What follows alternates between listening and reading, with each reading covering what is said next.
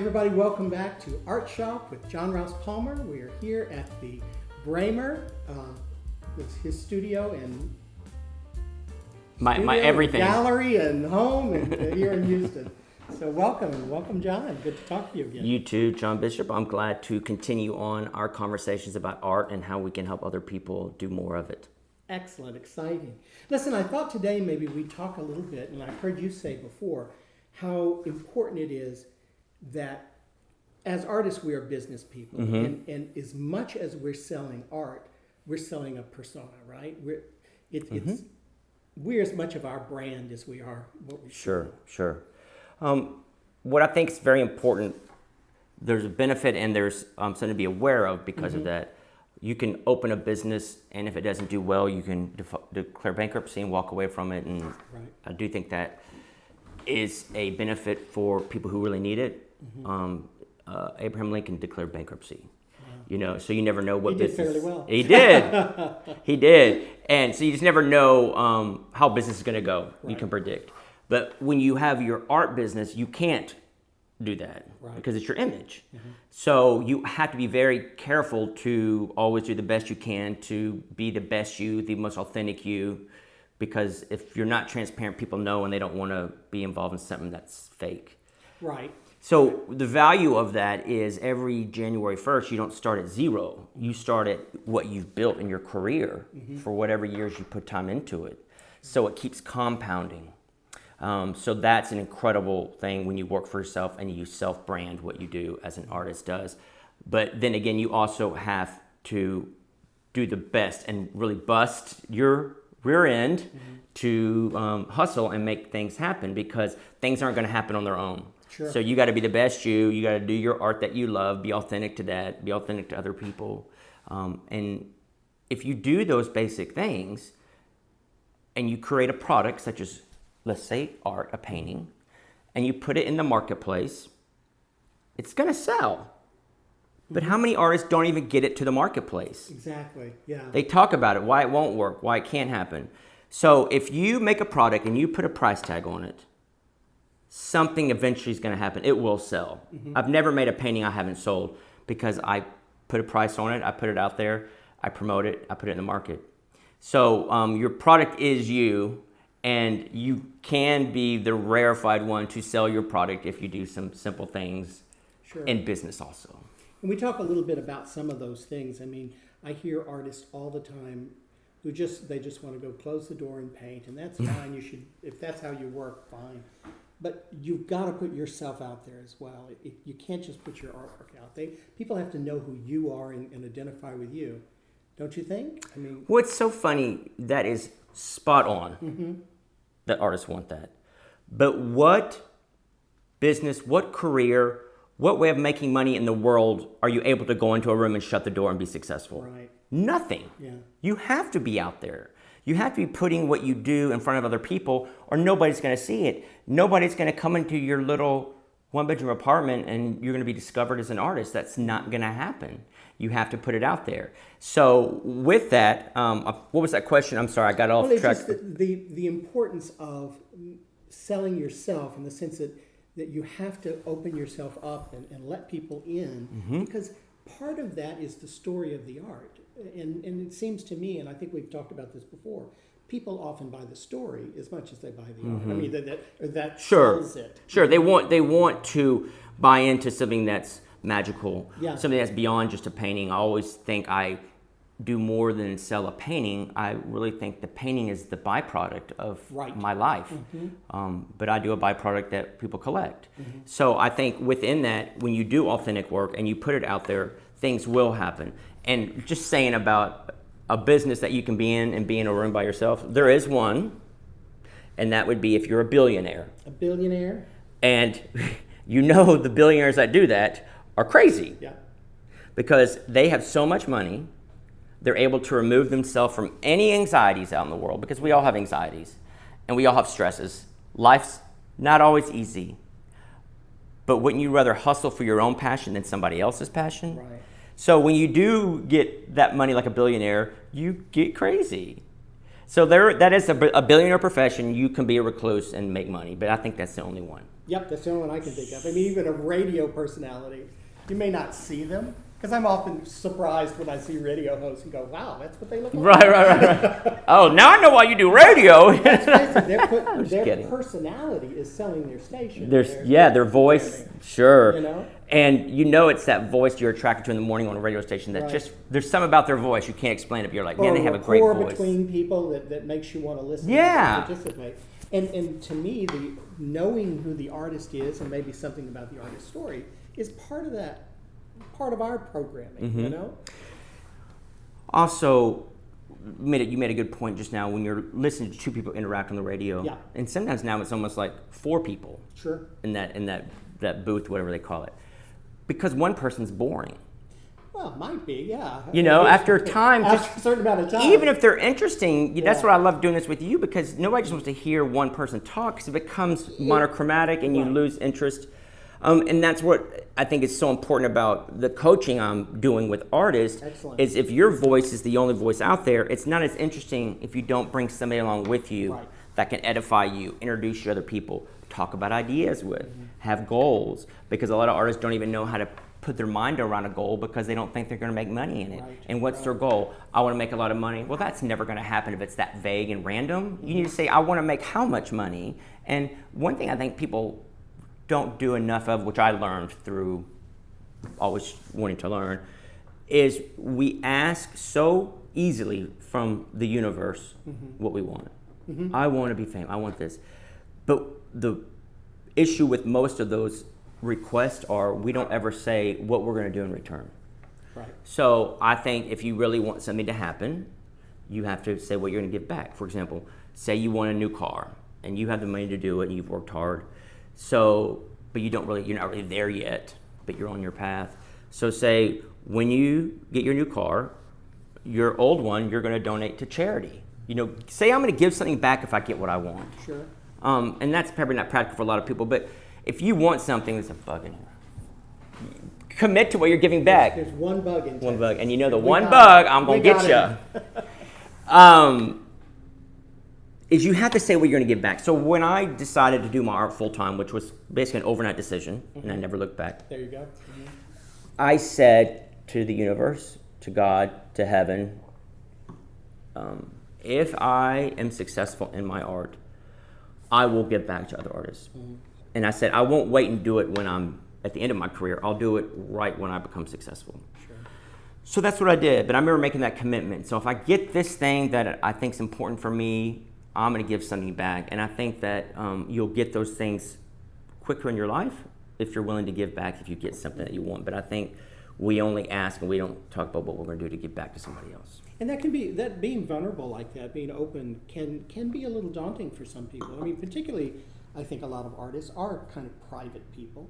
And to think that you have to have this public persona, and the only model you have is like Andy Warhol and Dali, people who are just outlandishly out there in the press. But yeah, it can be a little vulnerable. Sure, and part of the coaching is you're not by yourself. Right. You're not having that first show without getting information from somebody who's done a lot of shows, who's been able to put it out there. My goal in the coaching is not to make people like me. Yeah. I mean, you can like me, but not like me as an artist. You can adore me. Yeah. Love my art. Bye. Make you like as you are. Yeah. You have somebody helping you get those milestones started. So you're not out there not knowing what to do. Right. First question a lot of artists ask, how do I price my art? Which is a big question. But when I look at somebody's career, I look and see what kind of things have happened. And some might be big, some small, but there's something to start a market value. And then what you want to do is every year, every other year, go back and see what accomplishments you've made or claims, things in your career that justify a price increase. And when you do a price increase, it's done methodically because you never want to go down. Right. You want to protect your market. I think a very good example is Rolex, the watchmaker. Do you know Rolex is a nonprofit? It's I did not know that. It's a not-for-profit business. Yes, Wow. they pay their employees and their executives, but their mission from early on said all the money is going to go back into making the best watch in the world. Wow. It's a nonprofit, and it takes about a year to make one, a Rolex watch. And do you know where they got the word Rolex from? They got together and they said that word sounded very rich. It does That's why they indeed. chose Rolex, which I think is just very interesting. But Rolex has been very careful to protect their market. Besides counterfeits and fakes, you're going to have that of Right. every product. Even my art, there's been counterfeits in China and whatever. What can you do? Yeah. But if you have a Rolex watch and it's authentic, it has a value. You're not going to be able to go find that watch half price at some other store in another country or another state because they have a market value and they protect it. And so what you have to do with your art is you have to do the same concept where you can't go get it cheaper somewhere else. You know, if you're a watch store, of course, they're going to get some price off because they sell it. That's their job. Sure. But their market is very protected, and you know if you have that watch, you've paid a certain amount of money for it. Your art needs to be handled and protected the same way. So artists might have their art in their studio, and they're so lucky they get a show at a gallery. So what do? They double the prices for the gallery show. It's the worst thing you could ever do. Right. Well, I'm giving half away. No, you're investing half back into the gallery. That's putting up a lot of money, Sure. property, time, promotion to give you a show. They deserve their cut. In average, all retail, 50% goes to the manufacturer end of it, and then 50% the person that's the store, the lights, all the production to put that product on the shelf. And the hardest thing for somebody to do in this world, you can have great products. There's a lot of them out there. The hardest thing is to get it on that shelf. Yep. To get something in Home Depot, to get something in some mainstream. That's what takes all the money and the work to do, not to make the product. You know, we used to have a lot of artists, particularly writers, come to the libraries when I was a librarian abroad, and they would always tell me that they make 2 to 3 times as much on visiting schools as they do on selling their writing. as getting Wow. published. So that they're really in the market of doing book talks. That's where they're making their money. Wow. And it's like that was never their intention when they were writing. Sure, they're going to make a book and make royalties. Right. But I mean that was the cold reality. Is if I'm going to live off my children's books, I have to go and promote them. Yeah. You know? And I think it's common now with musicians that the money for the bands or the performers is the touring. Yeah. That's where they make the money. Well, now the records are kind of dead. Yeah. But to make the real money in their pocket, it's going out there, getting on a bus and touring the world. And sharing and making yourself vulnerable, going out on stage. Sure, sharing yeah. bits of your life, So the part that is magic in this world to do is to be able to sell to a consumer. Yeah. To be able to bring money in. Again, the galleries invest a lot in artists, and so if a gallery's done that for an artist, the artist better respect that gallery and don't sell around them, because it's going to come back. And I've had artists that I've represented in the past who've done that, and I always find out. And so it destroys that relationship. You're building something, and you don't want to burn the bridges with people that are helping you, because again, the gallery, the establishment, what we're talking about right now, is investing in you in faith that you're going to respect the relationship. Sure. Because they're putting a lot into you. So that's important, to always respect the business relationship, because in this world, the reality is if somebody's not profiting off what you're doing, they're not going to have interest in it, because we have to pay the bills, we have to make money. Right. They have a business model as Yeah, nobody pays the bills. No, you got to make the money. You have to make the money. Now, you often talk about the fact that we don't need necessarily go through the gallery structure, but how do you, as an artist, I mean, you talked about the kind of the luxury model that you're kind of building this persona of selling luxury goods. And really, I suppose we all are. Can you have a different persona? I mean, some people are the bad boy, the kind of extravagant. I don't remember the lady's name who does all the polka dots. She's got this kind of bohemian persona. Mm-hmm. It doesn't have to be kind of that snooty, exclusive No. look. But I mean, I'm not knocking that. Yeah. But Rolex watch wouldn't do well if they were selling, athletic gear for mountain climbing. Right. That's not the watch you buy. No, correct, right. So what was your question? I'm trying to comment I'm on just that. trying to say that how do you build, I suppose you have to kind of decide who you're going to be, who you're going to present yourself as in you presenting your kind of market persona. Yeah, so the way you present yourself is who you are. Mm-hmm. It's not changing. Yeah, you couldn't fake that, could you? No, Not effectively. no. I've always been who I am. I always dress the way I've dressed. I never changed anything because I became an artist. Mm-hmm. I just think whatever you are, don't work too hard at it. Just let it be what it is. Because people are going to relate to that better. Mm-hmm. So I don't think there's any kind of persona to build. I think the only persona you do want to build is maybe work back to who you really were when you were born, more authentic, and not all the layers of, if you do this for a living, you have this shield on you or this. Because I think that's going to give you an easier life, too. I remember one of the biggest things that after I didn't care about it anymore was paint getting on my clothes. Like I might have nice clothes, and I would think one dot, it's ruined. I don't care. Yeah. I got a lot of those shirts. I had an event the other night here, happy hour, very successful, and I had this one of my favorite shirts on. It's a white polo shirt, white. I hate white, but it's so attractive in the store to get white. So I would go walk the dogs. I put a jacket on that I've laid onto oil paint, which dries real fast, right? So I put the jacket on. I don't know. All that paint is now all down my arm, all on the white shirt. And I just knew it was never going to come out. I knew it. But I went ahead and washed it that night. Didn't come out. So I went and got that palette, and I put blue dots all over the shirt. There you go. It looks so cool, John. I wish I had it on now to show you. Now you got a designer The line. old me would have thrown that shirt away. Oh, absolutely. Now it looks better than before. I will show you that shirt. So it's kind of those things. With whatever happens, make it work. Yeah. Don't try to be perfect. That's so boring. And it makes you exhausted. I just heard an interview with, is it Marina Abramowitz, the lady who does all the performance stuff since the 60s. Mm-hmm. And she said, I used to always think that my art had to come from pain. And she's like 77 now. And she said, How heavy I don't is want that? to do that anymore. I'm kind of happy. There She is. said, I don't know how people are going to respond to this, but I'm tired of being sad and pained and struggling. Where did the myth of that even begin? I don't know. To think somebody that's happy, creative, we're only going to look at your work if it's heavy and dark. Can you imagine doing that for 30 years? No, I wouldn't do it for a day.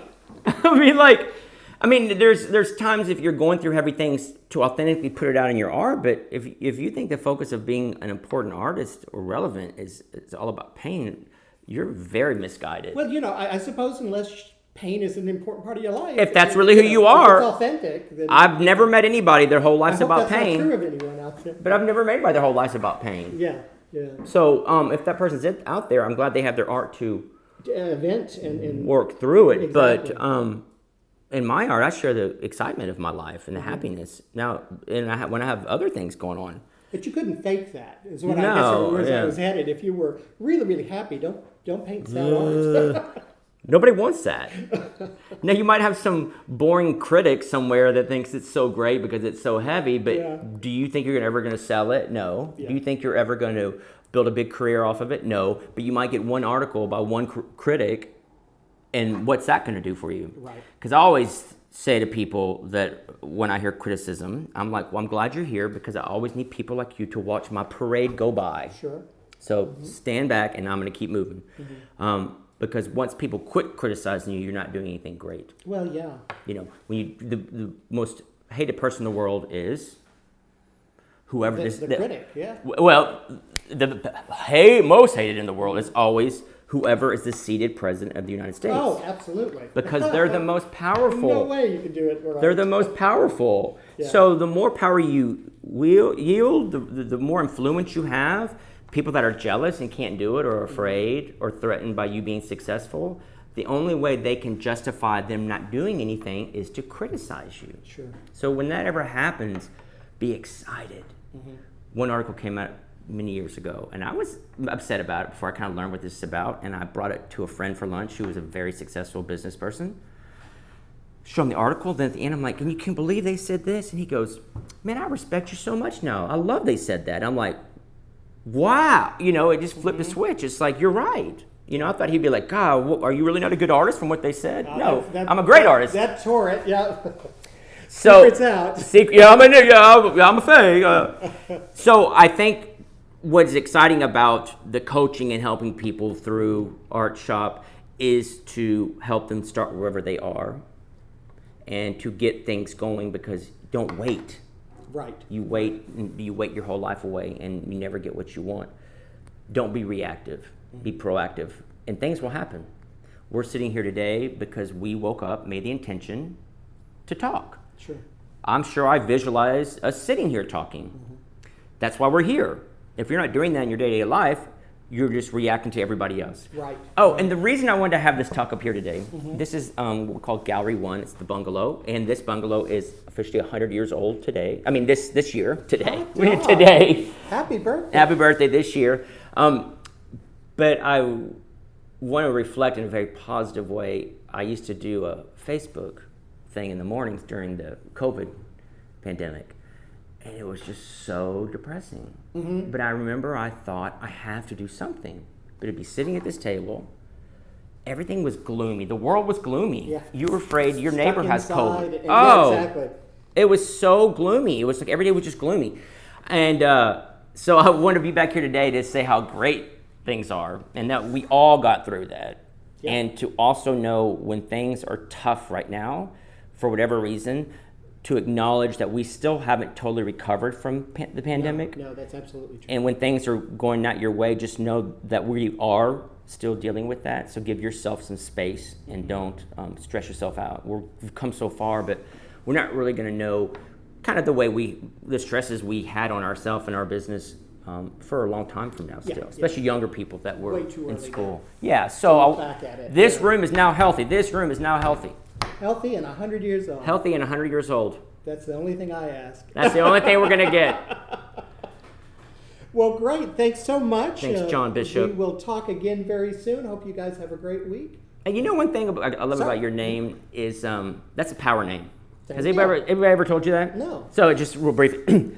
So some names are hard to say and complicated or whatever, but I was just thinking, John Bishop is very clean, crisp. It's like, like it's a very, what people would call a power name, which is very clean and direct. I just thought I'd share you get it. Because your name, one thing is, you have no control over it. That's true. And people who change their name, you always question why. So you're lucky to have a good name. I did All right. my best. We'll see you next time. Thanks, Have John a great Bishop. week. Okay, y'all. Bye-bye. Bye now.